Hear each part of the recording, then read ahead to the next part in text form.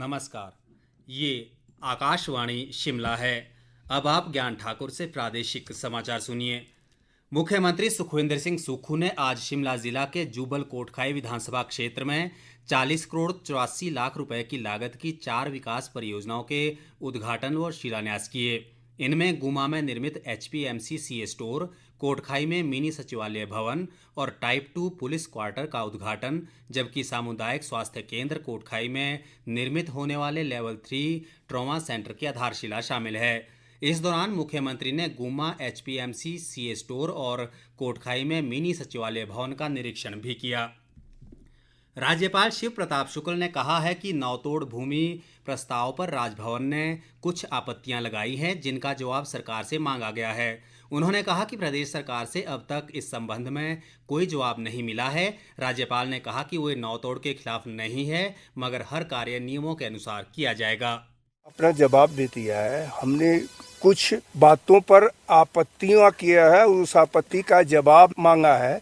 अभी तक वहां से कोई जवाब नहीं मिला है। राजभवन पूरी तौर पर नियमों के अनुसार काम करेगा। हमने कभी ये नहीं कहा कि हम नवतोड़ से अलग है। हमने हमेशा ही कहा कि नहीं, नवतोड़ पर वो करेंगे। लेकिन यह बात मांगी है कितने लोग हैं, वह नाम कौन से हैं। अगर यह नहीं दिखाएंगे, फेक कर करके वो दिखाने का काम करेंगे, तो उसके लिए राजभवन जवाबदेह नहीं है। राजभवन निश्चित रूप से सबके लिए देगा, लेकिन राजभवन किसी के चुनावी वादों को पूरा करने के लिए नहीं है।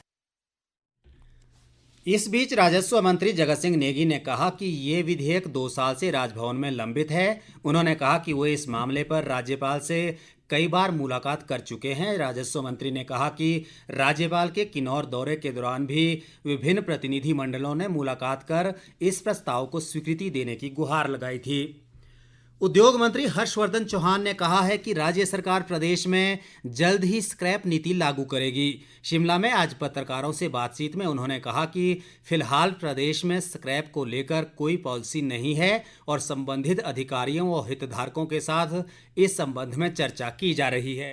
हिमाचल प्रदेश में स्क्रैप की कोई पॉलिसी नहीं है। हमारी स्क्रैप पॉलिसी तैयार है। हमने स्क्रैप पॉलिसी बना ली है। हमने जो गवर्नमेंट ऑफ इंडिया की एक अंडरटेकिंग है, उनके माध्यम से हमने उसमें जो रूल्स रेगुलेशन वो बनाए हैं। मगर हमने ये कहा है कि जो हमारे जो हैं, चाहे इंडस्ट्रियल सेक्टर के लोग हैं या पॉल्यूशन कंट्रोल बोर्ड है या एक्साइज के लोग हैं, हम उनसे मिलकर के फाइनल टचेज उनको देने जा रहे हैं, ताकि सरकार को जो है रेवेन्यू जो है स्क्रैप के रूप में भी आए। बेसिक एक बेस प्राइस तय करके कि हम ओपन बोली बुलाएंगे। विद इन 2-3 मंथ्स हम नई हिमाचल प्रदेश में स्क्रैप पॉलिसी ले आएंगे।